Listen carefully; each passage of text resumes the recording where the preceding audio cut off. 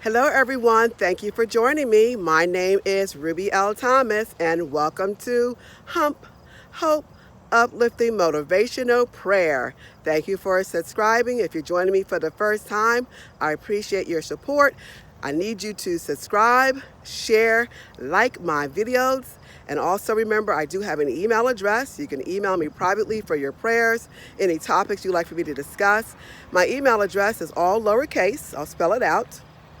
riseforward2020@gmail.com. riseforward2020@gmail.com. So I do have my mask with me. I am outside today. There's no one to my left of me, to the right of me. I am more than 6 feet apart. Just some beautiful trees, and this breeze feels amazing. So today's topic is all about promises. Promise or promises. At some point in our lives, we've all made a promise to ourselves. We made a promise to others, and we certainly perhaps have made a promise to God. Lord, if you help me this time, I promise you finish and fill in the blanks. Lord, if you answer my prayer this time, I promise you fill in the blank. So on and so on and so on. So with that being said, when we think about the promises that we are making to ourselves, the promises that we've made to others, and perhaps the promise that we have made to God. So before I go any further, I want to give us a brief definition of the word promise as it's written in the dictionary. So promise actually can be used as a noun, and the word promise can also be used as a verb.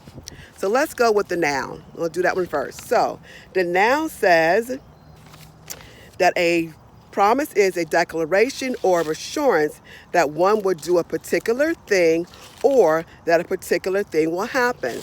So sometimes we make promises to ourselves or to others or to God. We promise that we're going to do a particular thing, right? Or something's going to happen that we intend to do, right? Then the word promise can also be used as a verb. I'm going to move, y'all. Changing up my background, just walking slowly.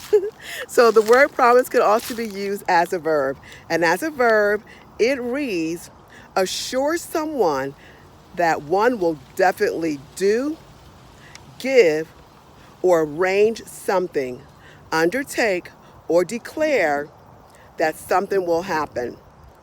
So when we think about the promises of God, so where we're going with this, so when we think about the promises of God, God promises to do something, to arrange something in our lives. God promises that something will happen in our lives. He declares it in the Bible from the book of Genesis through the book of Revelation. In my brief research, and some of you can check this for accuracy, in my brief research, it shows that the word promise in the Bible is mentioned about 50 times.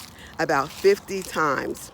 So I want us to think about the promises, if we would please, that we have made to God. Promises that we have made to others and promises that we have made to ourselves. Are we keeping our promises? Are we keeping a promise that we've made to God, whatever that may be? And your personal relationship with God, you know what you have promised to God that you're going to do or perhaps no longer do, right? So now I want to go to the book of Joshua. In the book of Joshua, the Lord now takes Joshua and he is to lead the Israelites to what? The promised land. Joshua, and I'm paraphrasing here, Joshua, in my opinion, perhaps was minding his business, always being in the shadow of who? Moses. Now Joshua is told Moses took the children through the Red Sea. Now you're going to take the children of the Israelites and bring them through the Jordan River. Joshua now goes to the leader of the Israelites, the leader to get the children of God to where? The promised land. God told him from the beginning, my children will go into the promised land, the land of milk and honey, and he kept his word. Joshua knew that he was commanded to do what God told him to do. But it tells us, and I'm going to read the scripture, it tells us in Joshua chapter 1, verse 6 through 9, be strong and courageous, because you will lead these people to inherit the land I swore to their forefathers to give them. And then it says in verse 7, be strong and very courageous. Don't overlook that word very. In the beginning, and it says in verse 6, be strong and courageous. And then it says in verse 7, be strong and very courageous. Be careful to obey all the law my servant Moses gave you. Do not turn to it from the right or to the left, that you may be successful wherever you go. And then it says in verse 8, do not let this book of the law depart from your mouth. Meditate on it day and night, so that you may be careful to do everything written in it. Then you will be prosperous and successful. And then we go to verse 9. Listen to this, y'all. Have I not commanded you? That is a question. Have I not commanded you? Be strong and courageous. Again, we hear what? Be strong and courageous. Be strong and very courageous.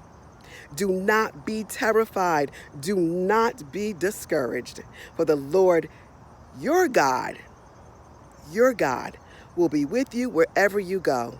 When the Lord is sending us into the promised land and the Lord is sending us into the unknown, just like Joshua, he will keep his word, for God is not a man that he should lie.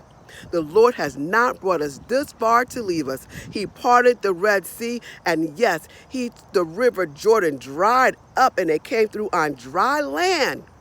On dry land, the 12 tribes came through on dry land. So whatever you are going through right now, remember to trust in the Lord. Lean not unto your own understanding. In all your ways acknowledge him, and he will direct your path. Even when you're going into the unknown, have faith in him. I am reading this from Joshua chapter 1, verse 6 through 9, and this is coming from the NIV version. The Lord commands Joshua. The Lord kept his promise. We are to keep our promises even when we are discouraged, even when we are afraid, even when we are terrified and we don't know where the Lord is taking us. Stand on the promises of God, on Christ the solid rock. On Christ the solid rock. Hold your head up. Remember, this is H.U.M.P, Uplifting Motivational Prayer. This is all about words of encouragement. This is to motivate and to keep you inspired and to never give up. Regardless of what is going on around us, you may have a Jordan River and you may have a Red Sea. We all got our situations. We all have our circumstances. But I'm here to tell you that God will keep his promises, and just believe in him. For just like a tree planted by the water, y'all see all these trees, we shall not be moved. We shall not be moved. So thank you all for allowing me to share this uplifting video with you. Remember to subscribe, share my videos, and like as this channel continues to grow. I appreciate your support. And remember, y'all, I'll leave you with this. It is okay to change things up a little bit, right? Stand on your rock. Stand on your foundation. Keep your promises, but change your background sometimes. Look at my background. I love it. This is awesome. Beautiful fall weather, and I want to take advantage of it and bring this a little bit to you all too. Fall is my favorite time of the year. Remember, subscribe. Thank you very much. I appreciate your support. So I have my right hand holding my tripod. So my left hand got to do what my left and my right hand usually do at the end of my videos. So here it goes. Take care, be well, be safe, God bless, and smooches.